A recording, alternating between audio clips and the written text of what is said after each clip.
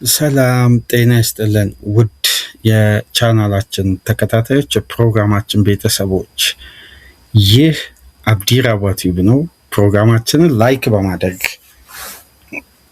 እንድጀምሩ፣ አዲስ የሆናችሁ ቻናላችንን ዛሬ ለከፈታችሁ፣ ዛሬ ማድመጥ ለጀመራችሁ ሰብስክራይብ በማድረግ የደወል ምልክቷን በመጫን የቻናላችን ቤተሰቦች እንድትሆኑ በአክብሮት እየጋበዝን ይህንን ፕሮግራም ከአገር ውጭ የምታደምጡ የቻናላችን ተከታታዮች፣ የሁል ጊዜ ተከታታዮች በሱፐር ቻት፣ ሱፐር ስቲከር፣ ሱፐር ታንክስ በእነዚህ አማራጮች በአንዱ ለቻናላችን ድጋፍ እንድታደርጉ በአክብሮት እየጋበዝን በትናንትናው ዕለት ጥሪያችንን አክብሮ ታምራት ላደረክልን የሱፐር ቻት ድጋፍ ልባዊ ምስጋና እያቀረብን ሌሎቻችሁም ተሳትፎ እንድታደርጉ የአክብሮት ግብዣችን ነው። የሶስተኛ ክፍል ፕሮግራማችን እንግዲህ ወደ ለንደን እንጓዝና ቼልሲን ትኩረት እናደርጋለን።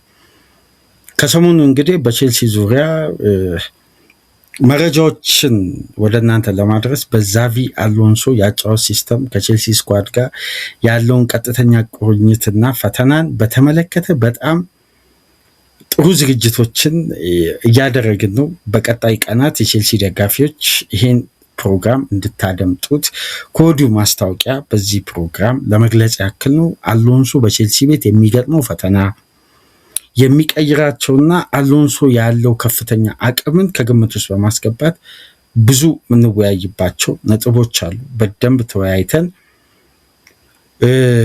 በብዙ መልኩ በሰማያዊዎቹ ዘንድ ዛቪ አሎንሶ በእርግጥም ክለቡን መቀየር ይችላል ወይ በሚለው ዙሪያ በደንብ አስተማማኝ የሆኑ ምላሾችን ልናገኝባቸው ምንችላቸው የዛቪ አሎንሶ አስደናቂ አቅሞች እንዳሉ በደንብ ከዚህ ጋር ጎን ለጎን ማንሳት እንፈልጋለን። በቀጣይ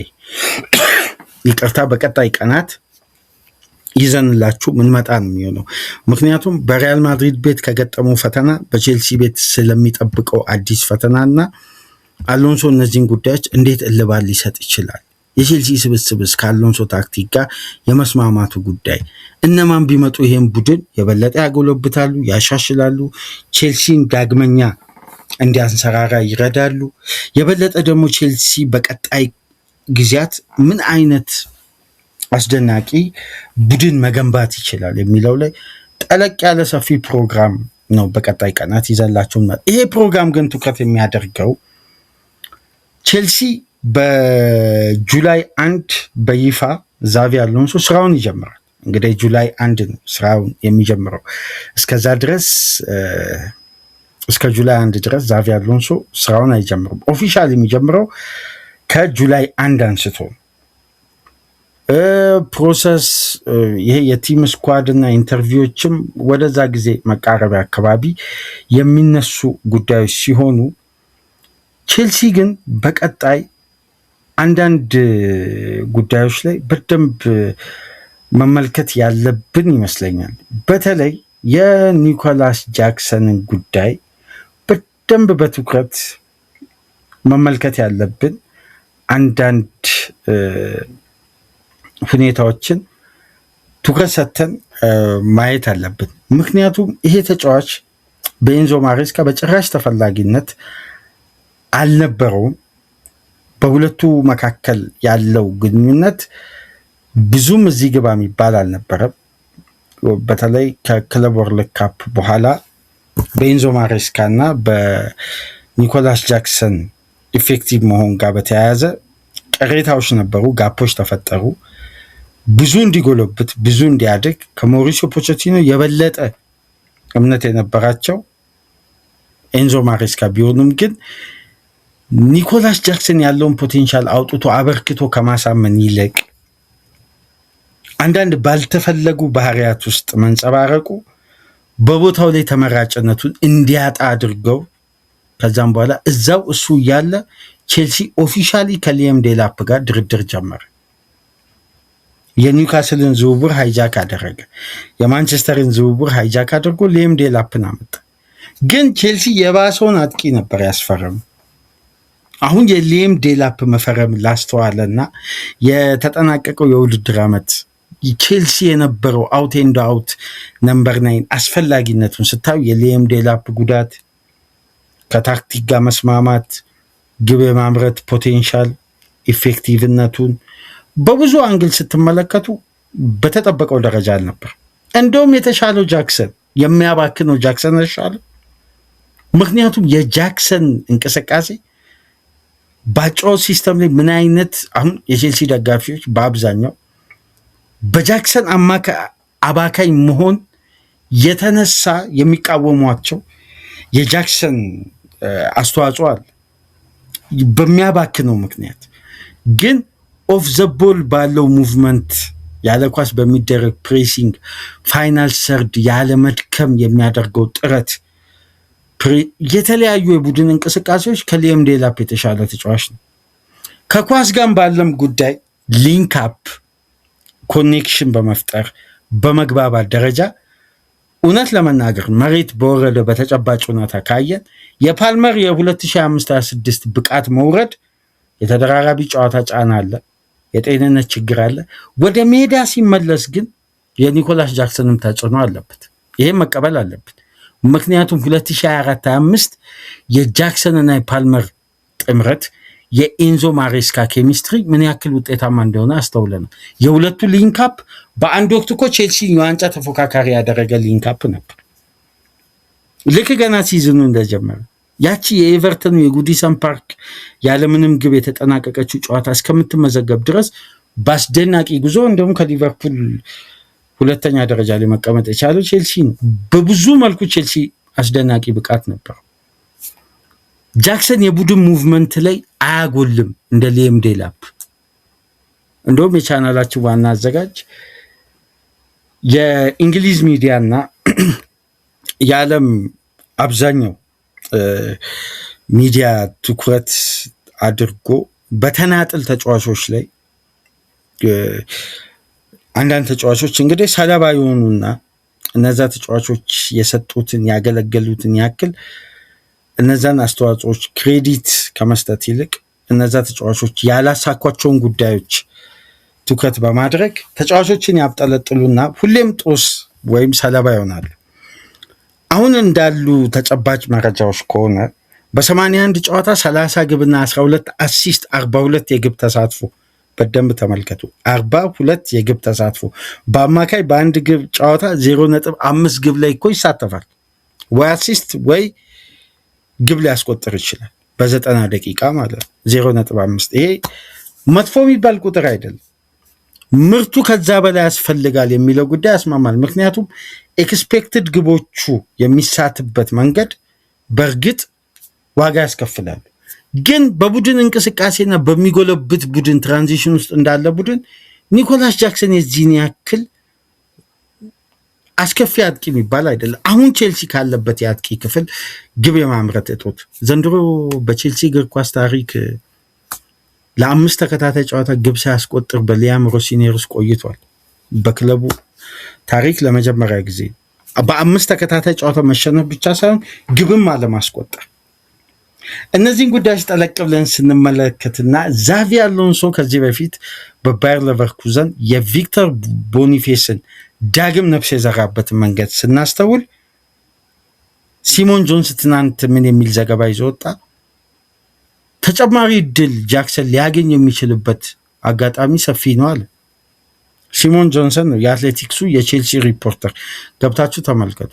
ይሄ በጣም በጣም በጣም ለቼልሲ አሁን በየውድድር ዓመቱ ደሳት ውስጥ ከመግባት ይልቅ አንዳንድ ያሉትን ፖቴንሻሎች መሞከር አስፈላጊ ሳይሆን እንዳልቀረ የተረዱ ይመስለኛል። ይሄ የብሉኮን ጤናማ ስርዓት ይመስለኛል። እኔ በግሌ አድማጮች እኔ የቼልሲ የብሉኮን ዘመን በግሌ ትልቁ ስህተት ምለው አሁን የጃክሰን መፈረም አለመፈረም ድጋሚ እድል መስጠት አለመስጠት አይደለም።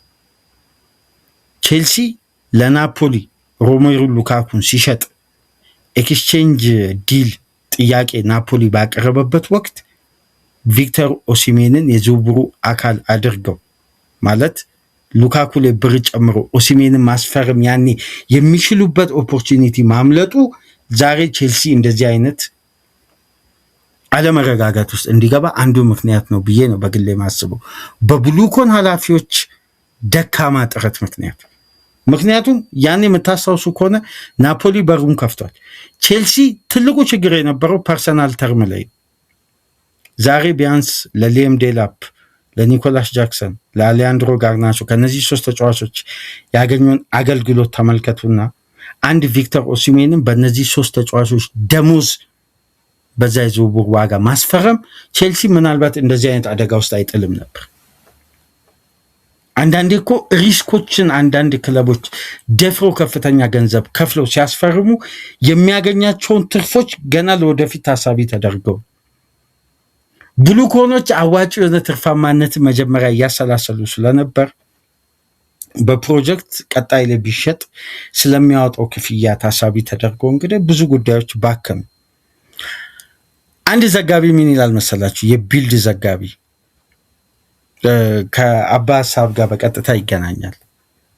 የኒኮላስ ጃክሰንን ፖቴንሻል የተረዳው በጥልቀት የተመለከተው ቪንሴንት ኮምፖኒ ነው። ግን ጃክሰን ሰብሮ ለመግባት ኮምፖኒ ባመነበት ፖቴንሻል ደረጃ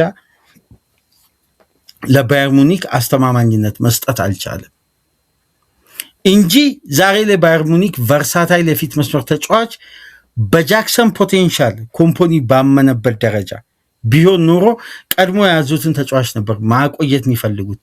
አሁን ፖቴንሻሉ አለ። አሰልጣኙንና ኃላፊዎችን የማሳመን አቅምን ነው ጃክሰን እዛ ስታርቲንግ ላይናፕ ላይ ሰብሮ መግባት ያልቻለው። ይሄ ማለት ደግሞ ቼልሲ ቤት ድጋሚ ድል አይሰጠው ማለት አይደለም። ኒኮላስ ጃክሰን በዛቪ አሎንሶ ስልጠና ውስጥ ዳግም ሊያንሰራሩ ከሚችሉ ተጫዋቾች ተብሎ ከተገመቱ አሁን ከቼልሲ እንደሚወጡ መረጃዎች ከሆነ ጃክሰንን በዴላፕ እንደገና የማደስ ሊየም ዴላፕ የበለጠ የመልቀቅ ቻንሱ ከፍተኛ ነው የተባለ በ47 ጨዋታ 4 ግብ 3 አሲስት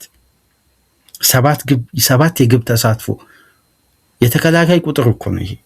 በጣም የሚያስገርማችሁ ማርክ ኩኩሬያ የተሻለ የግብ ተሳትፎ አለ ፉልባኩ። ስለዚህ ዴላፕ በእርግጥ የፈረመበትን አንዳንድ ሁኔታ ስናይ ማሬስካ ስላሳደጉት የበለጠ ስለሚያውቁት በደም ታውቃላችሁ። የማንቸስተር ሲቲ አካዳሚ ውጤት ነው የኤንዞ ማሬስካ ኤሊት ፉትቦል ዴቨሎፕመንት ዋና ዳይሬክተር ሲቲ ቤት እያሉ ካሳደጓቸው ተጫዋቾች አንዱ ሊየም ዴላፕን። ስለዚህ ሊየም ዴላፕን ማስፈረማቸው ኤንዞ ማሬስካ እንዲፈርምላቸው መጠየቃቸው የሚያስገርም ጉዳይ አይደለም። ግን የጃክሰንን ፖቴንሻል መታገስ ቼልሲዎች አልፈለጉም ፕሮግረስ የሚያደርግበት። አሁን እንግዲህ በፖቴንሻል እና በፕሮግረስ የሚያምን አሰልጣኝ መጥቷልና ዳግም እድል ሊያገኝ ኒኮላስ ጃክሰን እንደሚችል ተዘግቧል። ግን የቼልሲ ደጋፊዎች አንድ የረሳችሁት ጉዳይ አለ ይመስለኛል። ቼልሲ እኮ በቅርብ ዓመት ውስጥ በግራ ፉልባክ ከምንል በግራ ዊንግ ባክ ባለፉት ዓመታት በጣም ትልቅ ተስፋ የሰጠ ምርጥ ፖርቱጋላዊ ዊንግ ባክ ቼልሲ አስፈርሞ በውሰት ሰጥቶ አሁን በዚህኛው ሳመር ጁላይ 1 ልክ ከዛቪ አሎንሶ ጋር አብሮ ስታንፎርድ ብሪጅ የሚደርስ ጂዮቫኒ ኩዌንዳ የሚባል ዊንግ ባክ አለ። አታኪንግ መሆኑ መጫወት ይችላል፣ ፉልባክ መሆኑ መጫወት ይችላል። አሎንሶ የበለጠ የባክ ስሪ ሲስተም ቼልሲ ቤት መድገም ካሰበ ጂዮቫኒ ኩዌንዳ አትጠራጠሩ አስተማማኙ ዊንግ ባክ የሚሆነው ይሄ ተጫዋች ነው። ፍጥነት፣ ድሪብል፣ ቴክኒካል ስኪል፣ ሜዳን የማካለል በጣም እጅጉን የተሟላ ወጣት በጣም አስገራሚ ዊንግ ባክ ነው እና ይሄ ተጫዋች እንግዲህ ከአሎንሶ እኩል ስታንፎርድ ብሪጅ የሚደርስ ውሰቱን የሚያጠናቅቅ ለቼልሲ የ48 ሚሊዮን ፓውንድ ከዳሪዮ ኡሴጎ ጋር እኩል ከሊዝበን የፈረመ ተጫዋች ነው። ይሄም አሎንሶን ተከትሎ የሚመጣውና ምናልባት ማርክ ኩኩሬያ እንደሚባለው አሁን ከቼልሲ የመውጣት አዝማሚያው በጣም እየጠነከረ መምጣቱ የስፔን ሚዲያ እየዘገቡ ነው የሚገኙት። ባርሳና አትሌቲኮ ማድሪድ በጥብቅ ይፈልጉታል። ተጫዋቹ የበለጠ ለባርሳ መፈረም ምርጫውን ቢያደርግም ግን የአትሌቲኮ ማድሪድም ጥያቄ ኦፊሻል ጠረጴዛ ላይ ቀረበ ስለሆነ ለቼልሲዎች የበለጠ አዋጪ ዲል ሊሆን የሚችለው ለአትሌቲኮ ማድሪድ የሚሸጡ ከሆነ ምክንያቱም አትሌቲኮ ማድሪድ 45 ሚሊዮን ፓውንድ የመክፈል ፍላጎት አለው። ቼልሲ እስከ 60 ሚሊዮን ፓውንድ ቢፈልግም ባርሳ ግን 40 ሚሊዮን ፓውንድ ካስፈረሙ በኋላ እንደ ብቃቱ ታይቶ የሚጨመር የቦነስ ክፍያ ነው ያለው። ያ ደግሞ ዋስትናው ብቃቱ ላይ መሰረት ያደረገ ነው። ይሄ ደግሞ ቼልሲዎች ምናልባት ዋጋ ሊያስከፍል ይችላል ተብሎ ስለተሰጋ እንደምታውቁት ይሄ ተጫዋች 53.6 ሚሊዮን ፓውንድ ነበር ከብራይተን ወደ ቼልሲ በቶማስ ቱኸል የአሰልጣኝነት ዘመን መፈረም ይቻላል እና ዛሬ ላይ የኩኩሬያ ቆይታ ምንም አይነት ዋስትና የለውም። እስካሁን ድረስ እርግጠኝነት የለውም። ግን ቼልሲ ከኤንዞ ፈርናንዴዝ የበለጠ ማቆየት የሚፈልገው ማርክ ኩኩሬያ መሆኑን መዘንጋት የለብንም። ምክንያቱም ቼልሲ እንደዚህ አይነት አሁን ላይ የበቃ የተስተካከለ ያለቀ ቶፕ ክላስ ኳሊቲ ላይ የደረሰ በዚህን ሰዓት አስተማመኝ የግራ ፉልባክ የሆነ ተጫዋችን በገበያ ላይ ድጋሚ ለማግኘት ስለሚቸገርና አሁን የሚመጣው ተጫዋች ጆቫኒ ኩዌንዳ አስተማማኝ ዊንግ ባክ ሊሆን ይችላል። ከእድሜና ከልምድ ከኤክስፒሪየንስ አንጻር ግን ጊዜው ገና መሆኑን ታሳቢ በማድረግ ቼልሲዎች የበለጠ ማቆየት የሚፈልጉት ማርክ ኩኩሬያን ነው የሚለው በስፋት እየተነሳ ነው የሚገኘው። ነገር ግን የፈላጊ ክለቦች መበርታት፣ የአውሮፓውያን እግር ኳስ አለመኖር ቼልሲን እጁን ሊጠመዝዝ ይችላል። አንድ ያስገረመኝን ጉዳይ ልንገራቸው አድማጮች። በጣም በቅርብ ዓመት ቼልሲ ፈልጎ ተጫዋችን ይሸጣል እንጂ ቼልሲን ተጫዋች ለቃለሁ ብሎ በዚህ ደረጃ ሲያግሮምርም ሲያምጽ አልተመለከትም። የቼልሲ ስፕሪት እጅጉን አስደናቂ፣ ለሌሎች ክለቦች በካራክተር ደረጃ አስተማሪ ሊሆን የሚችል ቡድን አምጾ ተጫዋች ቼልሲ ቤትን ለቆ በቅርብ ዓመት ምናልባት እኔ ተዘናግቼ ወይ ረስቼ ከሆነ አላቅም፣ በኮሜንት መስጫ ላይ አስቀምጡ። ግን አብዛኛው ተጫዋች ለንደን ሰማያዊዎቹን ቤት በእንዲህ መልኩ ለመልቀቅ ቅሬታ ሲያስነሳ ተመልክተን አናቅም።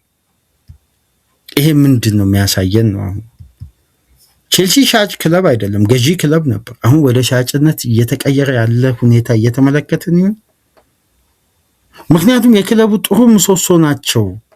በቅርብ ዓመት ውስጥ ቼልሲን ወደ ከፍታው ይመልሳሉ ተብሎ ከሚታመኑ ተጫዋቾች ውስጥ ሁለቱ ተጫዋቾች ለመልቀቅ ከፈለጉ የቼልሲ መንገድ የማቃናት ኃላፊነት ለዛቪ አሎንሶ የቤት ስራውን ከፍ ያደርግበታል። ሶስተኛውና የመጨረሻው ተጫዋች ትኩረት የምናደርገው ኤንዞ ፈርናንዴዝ ነው። ትናንትና ኬረን ጊል ምን ይዞ ወጣ መሰላቸው? የቼልሲ ኮረስፖንደር የዴሊ ሜል ሪፖርተር ቼልሲም ኤንዞ ማሬስካም የማድሪድ ኦፊሻል ቢድን እየጠበቁ ቼልሲም ለመሸጥ ቆርጧል። 120 ሚሊዮን ፓውንድ ለጥፏል። ያ ማለት ቼልሲ ወደ 13 ሚሊዮን ፓውንድ ትርፍ አስመዝግቦ ነው የሚሸጠው ማለት ነው። እውነት 120 ሚሊዮን ፓውንድ የሚቀርብለት ከሆነ የሚቀርብ አይመስልም፣ ግን የሚቀርብለት ከሆነ በእርግጥ በቼልሲ በማድሪድ ኃላፊዎች በጥብቅ የሚፈለግ የበለጠ የሚወደድ አፕሪሺየት የሚደረግ ተፈላጊነት እንዳለው እሱም ኤጀንቱም ያውቃሉ በማድሪድ ቤት እንደሚፈለግ። ግን በዚህን ያክል ክፍያ አይደለም። ማድሪድ ደግሞ ኦፕሽኖችን ሊሞክር እንደሚችል ደግሞ ማርካም እየጻፈ እንደሆነ ከሰሞኑን ተመልክታቸዋል ብዬ አስባለሁ። አሁን በማድሪድ ቤት ብዙም ያልተፈለገው ተጫዋች ኤድዋርዶ ካቫሚንጋ፣ የበለጠ ደግሞ በዛቪ አሎንሶ በወቅቱ ሲፈለግ የነበረው ካቫሚንጋን የዝውውሩ አካል በማድረግ ኤንዞ ፈርናንዴዝን ለማስፈረም ማድሪድ ሊያስብ ይችላል የሚሉ ገማቾች አሉ። ፋይናንሻሊ 120 ሚሊዮን ፓውንድ ከመክፈል እንዲህ አይነት አማራጮችን መጠቀም፣ ይሄ አንዱ የማድሪድ ኦፕሽን። ሁለተኛው ዛቪ አሎንሶ አርዳ ጉለር ላይ ያለው ፍላጎት የበለጠ ከፍተኛ ስለሆነ ምንም እንኳን ፔሬዝ ከማይነኩ ተጫዋቾች ተርታ ቢያስቀምጡ ይሄም የዝውውር አካልና የተጫዋች ለውጥ ሊደረግም ይችላል የሚሉ ግምት ነው። በነገራችን ላይ በቀጥታ ሐሳብ አለ ማድሪድ እንዲያቀደ ነው የሚል ግምት ነው። ቼልሲ የበለጠ ኤንዞ ፈርናንዴዝን የሚያጣ ከሆነ ሞርጋን ሮጀርስን ወይም ሞርጋን ጊብስ ዋይት ላይ አግሬሲቭ ሆኖ መግባቱ ግን የማይቀር ነው። ያን እንዴት ያለ አውሮፓውያን እግር ኳስ ያሳካል የሚለውን አብረን በጋራ የምንመለከተው ነው። ግን አሁን ባለው ሁኔታ ካየን ኩኩሬያን አግባብቶ ሊያቆዩ ይችላሉ። ኤንዞ ፈርናንዴዝን ግን አግባብቶ ላይ ማቆየት ፍላጎት ያላቸው ግን አይመስልም። ዘገባዎች ላይ ስንመለከት ይሄ የብሉ ኮኖች አቋም እየሆነ የመጣ ይመስላል። በቀጣይ ቀናት የሚፈጠሩን አይተን እንግዲህ ወደ እናንተ መረጃዎችን አፕዴት የምናደርግ ይሆናል። አሁን ያሉ ተጨባጭ መረጃዎች እነዚህ ናቸው። አዲስ በቼልሲ በኩል የሚወጡ መረጃዎች ካሉ ይዘን በምንመጣው አሎንሶ ፕሮግራም ላይ የበለጠ አዳብረንና ከፍ አድርገን ይዘላችሁ የምንመጣ ይሆናል። ከተመቻችሁ ላይክ፣ አዲስ ከሆናችሁ ሰብስክራይብ፣ ከሀገር ውጭ የምታደምጡ በሱፐር ስቲከር፣ በሱፐር ቻት፣ በሱፐር ታንክስ ድጋፍ አድርጉ። ታምራት ላደረክልን የሱፐር ቻት ድጋፍ ከልብ እያመሰገንን በአራተኛ በመጨረሻ ክፍል የሁሉንም ክለቦችን ያካተተውን የዝውውር መረጃን ይዘላችሁ እንመጣለን። እስከዛው ድረስ ሰላም ቆዩ።